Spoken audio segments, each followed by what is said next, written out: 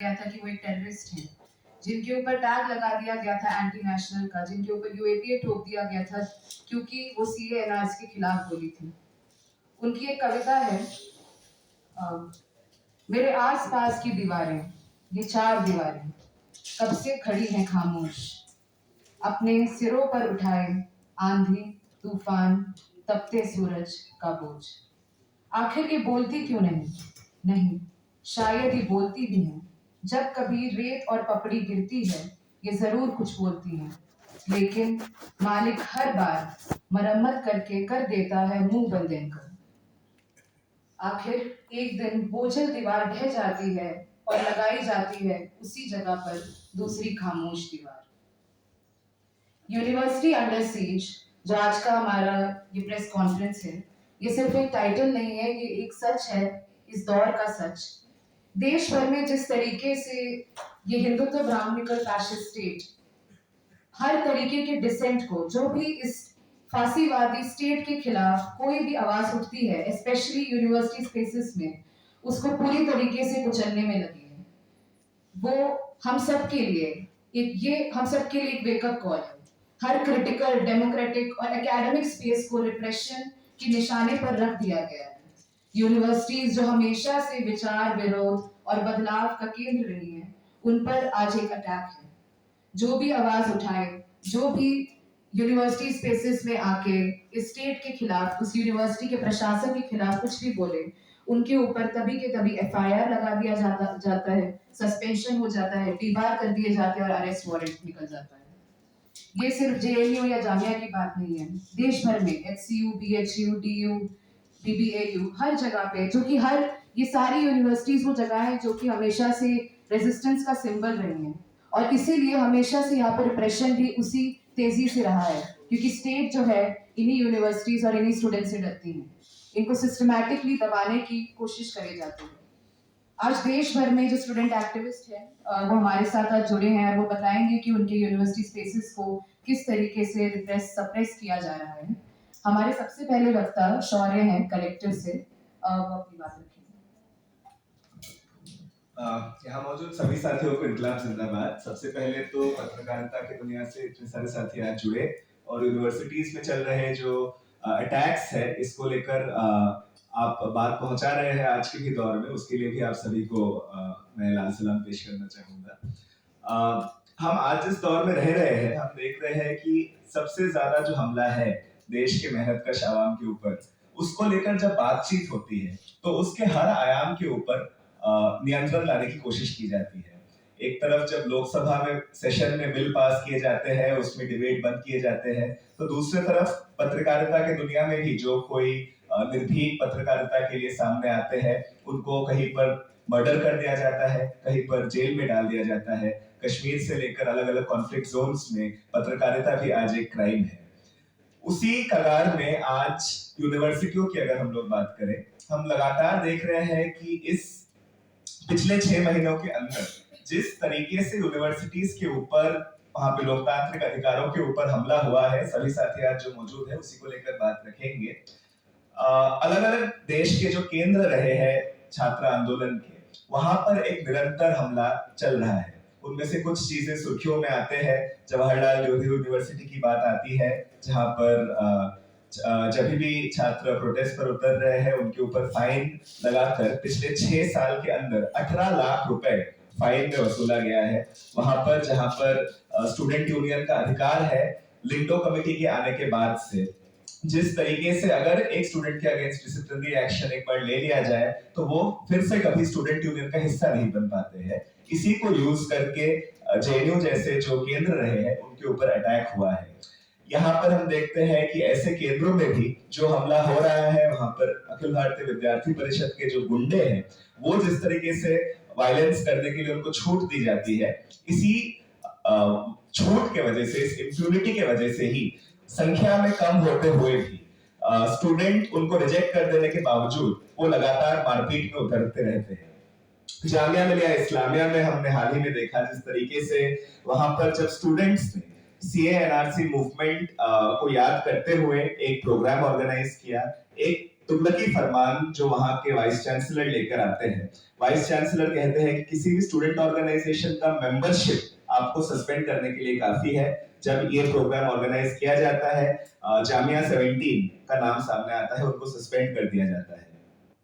DBAU Lucknow जो बाबा साहेब अम्बेडकर के नाम पर रखी हुई एक यूनिवर्सिटी है, वहां पर जब अम्बेडकर जयंती ऑर्गेनाइज करने के लिए परमिशन मांगा जाता है, उसको लेकर उसको पहले तो ठुकराया जाता है और बाद में जब वो स्टूडेंट एक प्रोग्राम ऑर्गेनाइज करते हैं तो 10 छात्रों को सस्पेंड कर दिया जाता है। डिस मुंबई, जहां पर राम के नाम एक डॉक्यूमेंट्री फिल्म दिखाने के लिए एक दलित शोधार्थी को सस्पेंड कर दिया जाता है। यहाँ तक कि जो वहाँ के न्यायालय है, वहां वो भी न्याय देने से इनकार करते हैं। वो बोलते हैं कि ये जो गतिविधियां है ये एंटी नेशनल है। हम सबसे पहले अभी देख रहे हैं कि कोर्ट्स में इस तरीके का भाषा छात्रों के लिए पहले बार इस्तेमाल किया जा रहा है। इसी कड़ी में जादवपुर यूनिवर्सिटी में जो स्टेट यूनिवर्सिटी है, उस तरीके से तो मोदी सरकार के अंदर नहीं आता है। वहां पर भी जब छात्र अपना यूनियन का मांग उठाते हैं, उस पर ऊपर किस तरीके से अटैक किया जाता है। BHU में अंबेडकर जयंती और बाबा साहेब के मार्गदर्शन को आगे लेकर जाते हुए जब एक मनुस्मृति दहन का कार्यक्रम रखा जाता है, उसको लेकर साथियों को 13 दिन के लिए जेल भेज दिया जाता है। इस तरीके का हमला हम इस देश में छात्रों के ऊपर जो आज देख रहे हैं, वो क्यों हम देख रहे हैं, इसको अगर हम समझना चाहे तो मैं याद करना चाहूंगा कुछ समय पहले की 2015 में मोदी सरकार सबसे पहले एक बहुमत के साथ सरकार में आई थी। चुनावी जो विपक्ष था बिखराव में था, उस तरीके के जो लोक संघर्ष थे वो बिखराव में थे, कोई विकल्प नजर नहीं आ रहा था।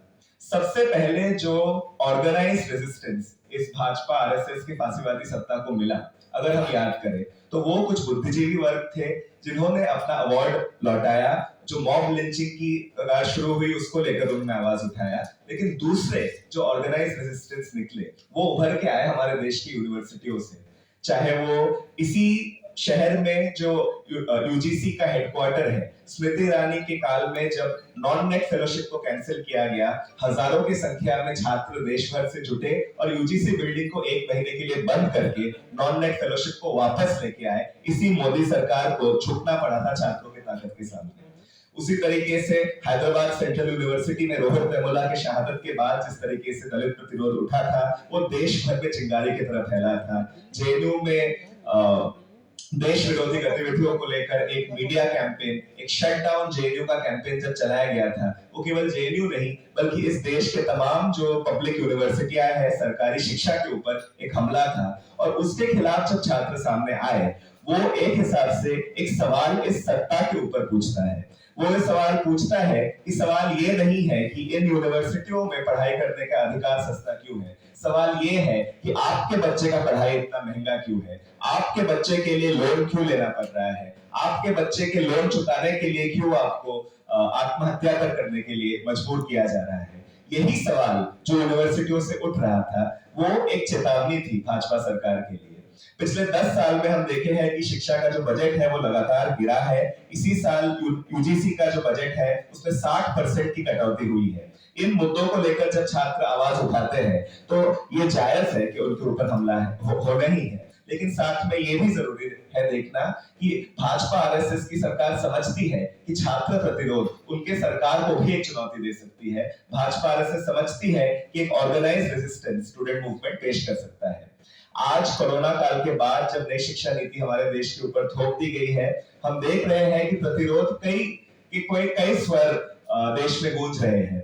चाहे वो अग्निवीर लेके आने के बाद जिस तरीके से भाजपा को अलग अलग उत्तर भारत के राज्यों में प्रतिरोध देखना पड़ा, नीट का स्कैम सामने आया, NTA का पेपर लीक सामने आया। पिछले 7 साल के अंदर 70 के ऊपर जो पेपर लीक हुए, जिसकी वजह से हजारों लाखों नौजवानों को आज बेरोजगार घूमना पड़ रहा है।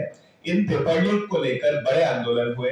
उसके हाल ही में हम देखते हैं कि बिहार पब्लिक सर्विस कमीशन के पेपर लीक का जो सत्याग्रह जो आज भी चल रहा है, ये भी सामने आए। बेरोजगार युवाओं के अलग अलग आंदोलन चल रहे हैं, चाहे वो कॉन्ट्रैक्ट वर्कर्स के हो, परमानेंट रोजगार मांग रहे युवाओं का आंदोलन हो जो इसी दिल्ली NCR के औद्योगिक क्षेत्रों में चल रहा है, या वो अलग अलग अंचल में पेपर लीक को लेकर हो, ये जो एक नया तरीके का स्टूडेंट प्रतिरोध आज हमको दिख रहा है पूरे देश में, ये एक खतरा आरएसएस बीजेपी के लिए है। और हम ये डिक्लेयर करते हैं कि ये खतरा है क्योंकि जो सरकार पिछले 45 साल में सबसे ज्यादा ऐतिहासिक बेरोजगारी लाई है इस देश में, उसको डरना चाहिए जब छात्र और युवा सड़कों पे उतरेंगे। तो यही डर को देखते हुए हम देख रहे हैं कि जो यूनिवर्सिटियां हैं, जहां पे कुछ लोकतांत्रिक अधिकार हमारे आंदोलनों से हम जीते थे, हम यूनियन जीते थे, हम बोलने पढ़ने का अधिकार जीते थे, उनके ऊपर सबसे ज्यादा नियंत्रण किया जा रहा है क्योंकि ये यूनिवर्सिटियां अगर अपने चार दीवारों के बाहर चल रहे प्रतिरोधों के साथ खड़े होने लगे फिर से, जैसे सीएम मूवमेंट के टाइम पर हुआ, जैसे किसान आंदोलन के टाइम पर हुआ, जैसे तमाम ऐसे आंदोलन के साथ हुआ है, वो भाजपा सरकार के लिए आज एक खतरा बन रहा है। तो आज इस प्रेस कॉन्फ्रेंस में हम यही बोलना चाहते हैं कि हमला हमारे हम सबके ऊपर है, लेकिन हम डरे नहीं है, हम मौजूद है यहाँ पे और हम चेताना चाहते हैं उस सरकारों को। और ये केवल भाजपा की बात नहीं है, जहां पर कांग्रेस की सरकार रही है, जहां पे अलग गैर भाजपाई सरकार भी रहे हैं, जहां पर भी निजीकरण और शिक्षा के भगवाकरण के हमले होंगे, हर जगह पे प्रतिरोध के स्वर गूंजेंगे।